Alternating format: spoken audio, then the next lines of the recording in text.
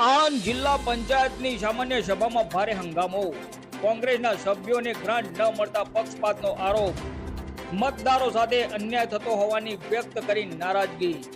આણંદ જિલ્લા પંચાયતની સામાન્ય સભા દરમિયાન ગ્રાન્ટ ફાળવણીના મુદ્દે ભારે હંગામો સર્જાયો હતો. કોંગ્રેસના ચૂંટાયેલા સભ્યોએ આક્ષેપ કર્યો હતો કે ગ્રાન્ટ ફાળવણીમાં રાજકીય પક્ષપાત કરવામાં આવી રહ્યો છે અને કોંગ્રેસના સભ્યોના વિસ્તારને ઇરાદાપૂર્વક અવગણવામાં આવી રહ્યા છે. વિરોધ પક્ષના સભ્યોએ જણાવ્યું હતું કે જિલ્લા વિકાસ માટે તમામ ચૂંટાયેલા પ્રતિનિધિઓને સમાન રીતે ગ્રાન્ટ ફાળવવી જોઈએ, પરંતુ કોંગ્રેસના સભ્યોના વિસ્તારને ગ્રાન્ટ વંચિત રાખવામાં આવતા હોવાનો અને મતદારો સાથે અન્યાય થઈ રહ્યો આ મુદ્દે કોંગ્રેસના સભ્યોએ સભામાં ઉગ્ર વિરોધ નોંધાવ્યો હતો.